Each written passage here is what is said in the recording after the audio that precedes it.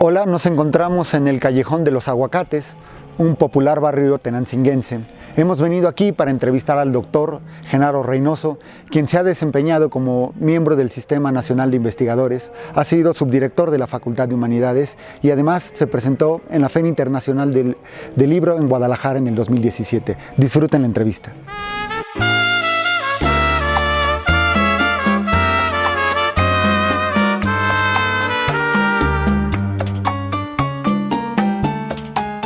Hola, nos encontramos en una entrevista más a un tenancinguense destacado. Hoy toca el turno del doctor Genaro Reynoso, quien se ha desempeñado en la academia, en la investigación y sobre todo en el análisis de la historia. Doctor, buenas tardes. Buenas tardes, ¿qué tal, Cristian? Bien, doctor, ¿por qué no nos platicas un poco sobre tu formación, que es muy vasta y ha sido brillante? Claro que sí, con mucho gusto. Pues yo inicié mi formación con la primaria, la estudié la mitad en la Escuela Revolución, aquí en el centro de Tenancingo, y la otra mitad de la primaria aquí en la Generalísimo Morelos, que se inauguró, me quedaba a 3 terrenos, entonces fue para mí más fácil. Luego hice la escuela secundaria en el Pío Gregoriano. En ese tiempo mi madre consiguió una beca con la iglesia y pude estudiar la secundaria. Y al terminar la secundaria fui a hacer el bachillerato en Ciencias Sociales o maestro de educación primaria en la Normal de Tenería. Luego fui a trabajar y trabajando estudié la licenciatura en Historia en la Universidad Autónoma del Estado de México. Estudié luego la maestría en la UNAM, el doctorado en la UNAM y en los periodos de verano estudiaba yo una licenciatura en Ciencias Sociales en la Normal Superior de Querétaro. ¿Y la concluiste, Genaro? Sí, claro. Bien. Genaro, cuéntanos sobre tu infancia en este emblemático barrio o el Callejón de los Aguacates, comúnmente conocido. Mi bisabuela materna, Esperanza Miranda, tenía una casa en la esquina de Abasolo y Nezahualcóyotl. Y vivíamos ahí con mi bisabuela y ya éramos varios hermanos y le dábamos un poquito de lata. Entonces mi bisabuelo le regaló este predio a mi mamá, de tal manera que vinimos a vivir aquí. Pero cuando llegamos aquí no había ninguna casa. Desde Nezahualcóyotl a esta altura no había ni una casa, todo estaba deshabitado. Solo había un camino y había muchos árboles de aguacate en ese camino. Y pues posteriormente se fue poblando y se le nombró el Callejón de los Aguacates. Ahora ya parece que adquirió a esta altura el rango de calle de los Aguacates, porque así aparece en algunas casas. Okay. Sí. ¿Qué recuerdas de tu infancia, Genaro, aquí en Tenancingo, en el Callejón? Pues esta posibilidad de ir conociendo gente que iba llegando de otros lugares, prácticamente eran pues migrantes de otros municipios, tal vez hasta de otros estados, y entonces el ir tratando con nueva gente te da la posibilidad como de reconocer la diversidad, ¿no? Yo recuerdo eso ahora en estos tiempos. Y podríamos decir que en aquellos tiempos, hace algunas décadas, esto era las afueras de la ciudad, ¿no? Prácticamente eran las afueras de la ciudad. De hecho, la calle Nezahualcóyotl no tenía drenaje y había en la parte superior de la calle un canal de aguas negras. Entonces ahí era como el límite de la ciudad, ¿no? Para arriba, en absoluto. Las faldas del cerro. Así es. Pero luego lo que ayudó fue la construcción de la primaria y la construcción de la colonia Isemí. Entonces eso trajo a mucha gente para este lado. ¿Estamos hablando de los 60, 70? Estamos hablando de los 70, sí. Bien.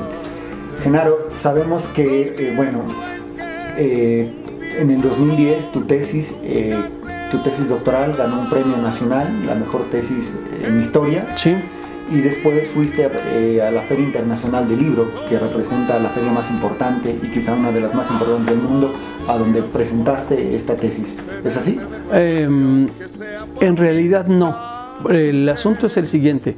La tesis de doctorado fue una tesis que fue premiada por la UNAM y el libro que presenté en la Feria Internacional del Libro fue un trabajo que se derivó de la tesis de maestría y que me publicó el CENTE.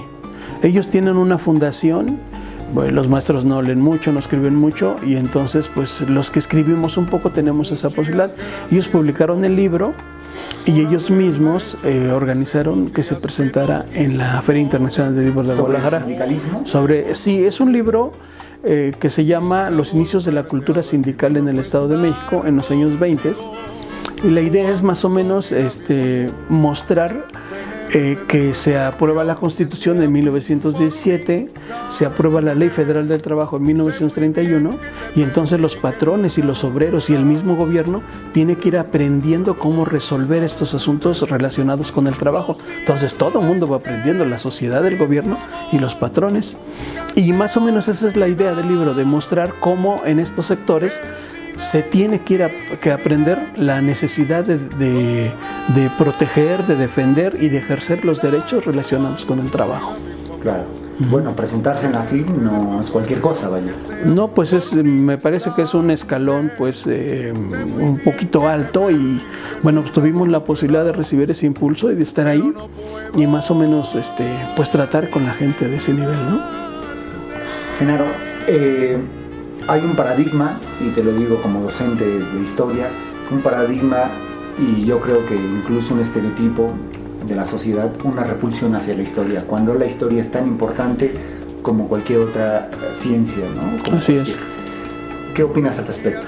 Bueno, yo en primer lugar diría que esta repulsión, este rechazo que hay a la historia, es efecto de la historia oficial, lo que se enseña en el nivel básico, y lo que se enseña, la historia diseñada por el Estado y cómo la enseñan los maestros, y eso causa repulsión, pero tú y yo sabemos que la historia es otra cosa. La historia es la vida de las personas en forma individual y la vida de las personas en forma colectiva. Entonces eso es la historia. Por tanto, el conocimiento de uno mismo en lo individual y el conocimiento de uno mismo en términos colectivos, digamos el barrio, la colonia, la familia, eso es fundamental, porque eso es lo que nos sostiene, eso es lo que nos da, nos otorga sentido al estar en la vida. Cuando yo doy mis cursos o mis clases siempre les pongo un ejemplo. Les digo, imaginen que en este momento se nos borra el cassette a todos. ¿Qué hacemos? ¿A dónde vamos? ¿Qué decimos? Lo que nos sostiene es la memoria de nosotros mismos, es la historia. Por eso yo considero que es muy importante la historia para el desarrollo de la humanidad. ¿Cómo fomentar la historia? Más allá de la academia, más allá de la cuestión escolar, ¿cómo acercar a la población civil, a la historia? Pues en parte con esto que estás haciendo, ¿no? O sea, con estas entrevistas lo que haces en este momento es recuperar pues la historia del Callejón de los Aguacates, que está ubicado en el barrio de San Vicente, a través de la vida de una persona. Pero si vemos a más personas, recuperamos más historia. Yo digo que esa es la forma. No tenemos que esperar a que lo haga el Estado. Tenemos que hacerlo nosotros, de abajo hacia arriba, para darnos poder a nosotros mismos, para ser nosotros mismos. Incluso la historia está más cerca de lo que creemos, ¿no? O sea, muchas veces creemos en la historia como el libro, el intelectual que habla sobre ella, pero cuando el viejo de la casa, el longevo, hace remembranzas, está haciendo historia. Así es. Y no solo eso, la historia es la vida. Entonces, lo que tú hiciste hoy, esta mañana, desde que te levantaste, todo lo que has hecho es tu historia, porque la historia también es el presente, no solo es lo lejano. Por tanto, es lo lejano, lo presente y lo que vamos a hacer hoy en la tarde o mañana. Eso es la historia. Entonces, la historia es cercana porque es la vida cotidiana. Tú te has especializado en historia política. ¿Cuál es tu perspectiva ahora que estamos viviendo un momento cumbre, en un momento de transformación? No sé si una cuarta transformación, pero sí una transformación que esto, bueno, desembocó en la jornada del 1 de julio del 2018, pero que por supuesto eso tiene antecedentes. Claro. Podríamos hablar desde el 1968. Desde tu óptica, desde un doctor de historia, ¿cómo estás viendo este momento que está sucediendo en el país? Pues desde mi perspectiva como académico, digamos, voy con cierto pies de plomo, ¿no? O sea, no me emociono como serían los adherentes a la Cuarta Transformación o los adoradores de nuestro presidente, pero voy observando que va dando pasos con seguridad para transformar el país en todos los sentidos, ¿no? Estimular el ascenso social de clases desprotegidas, reduciendo la ganancia de los patrones, obligándolos a pagar impuestos para que el Estado tenga dinero y pueda financiar obras sociales. En fin, creo que va habiendo una transformación. Okay. Tenancingo, ¿cómo lo ves, señor? Pues lo veo complejo, lo veo complicado. Algo que observo ahí es el tráfico, ¿no? Entonces me parece que el desarrollo económico se refleja en ese tráfico, pero me parece que también habría que ponerle atención para que esto no nos traiga problemas en otro momento, ¿no? Claro. Genaro, ¿cómo piensas en un futuro que podamos hablar de este momento presente? Finalmente también un historiador tiene que ver hacia lo futuro. ¿Cómo se escribirá en un futuro la historia con este proceso que justamente estamos viviendo? Pues yo esperaría que en el recuerdo de las generaciones que están viviendo, que están recibiendo las ayudas, los apoyos, los impulsos, esté en la mente de ellos el recuerdo de este como un momento en el que el poder se ejerció en su beneficio, un poco imaginando cómo hicieron las generaciones posteriores al cardenismo, que lo recordaron como un momento histórico que les ayudó a vivir de manera diferente. Claro, y hay algo que creo que también es necesario matizar, en el sentido que la transformación nos incumbe a todos, no solamente es de arriba, de las esferas del gobierno hacia abajo, sino, yo lo digo, el gobierno cambió, pero el pueblo parece que sigue siendo el mismo, ¿no? Sí. Entonces, si no ayudamos a esa transformación, no hay una revolución que sin el pueblo no haya triunfado. Sí, por eso es importante la educación que se otorgue y digamos, la participación de los distintos grupos sociales en la misma educación, porque eso los hace corresponsables a partir de que se consideran históricos, es decir, que están contribuyendo a cambiar las cosas. Mientras no haya cambios, efectos de un nuevo sistema educativo, va a ser muy difícil. O sea, va a haber cambios, digamos, en la élite política, pero nosotros vamos a seguir igual.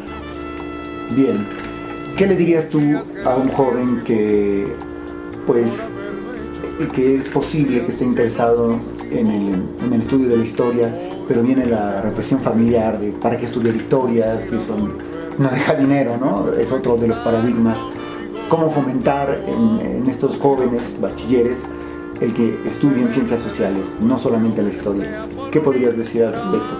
Pues yo diría que valdría la pena que nosotros, que somos especialistas en esto y que conocemos las bondades de ese conocimiento, pues hagamos labor entre los jóvenes, porque es muy importante que las nuevas generaciones se formen una conciencia, una memoria histórica de su persona, de su barrio, de su calle, de su pueblo, de su nación, del mundo mismo, porque esto va a permitir que puedan vivir el mundo a su manera y lo vivan bien.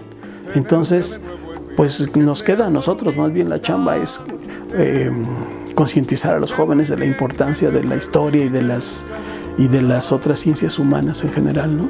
Claro, y sabemos los embates de estos gobiernos neoliberales, ¿no? Por destruir las humanidades, por acabar con los planes de estudio con estas materias que generan el pensamiento crítico. Y bueno, afortunadamente, a pesar de ello, subsisten, ¿no? Resisten, diría. Claro. Sí, hay una institución que resistió al neoliberalismo, fue pues la universidad, y con ella los conocimientos que se cultivan ahí. Y por supuesto que el neoliberalismo lo que trataba era de borrar la memoria en los hombres, porque había que explotarlos y convertir todo en mercancía. Y la historia es el escudo que resiste a ese embate del neoliberalismo, por eso es importante. Bien.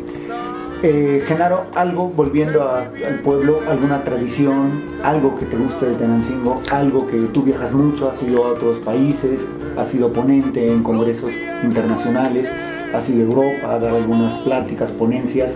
¿Qué te recuerda estando lejos de tu pueblo, de tu tierra, de las calles que te vieron crecer? Claro, tocas con esta pregunta la fibra sentimental que uno tiene siempre, ¿no? Yo recuerdo de este barrio y de los barrios, digamos, de Tenancingo, las fiestas, ¿no?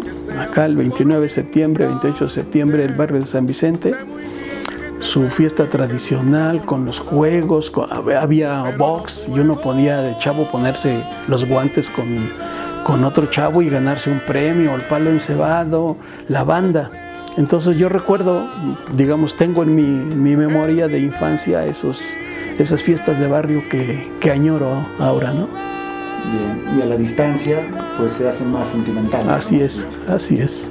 Genaro, algo que quisieras agregar, algo que te gustaría decir, mencionar en esta entrevista. Pues quizá retomar el asunto que decías de revisar la historia, ¿no?